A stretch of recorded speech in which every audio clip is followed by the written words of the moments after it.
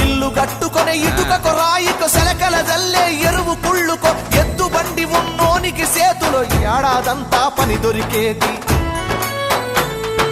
Tata tractor టక్కరిచ్చినాదో నా డొంకదారిని, ఆ ఎద్దు బండికి ఎగిరి పడ్డదమ్మో నా పల్లెల్లోనా.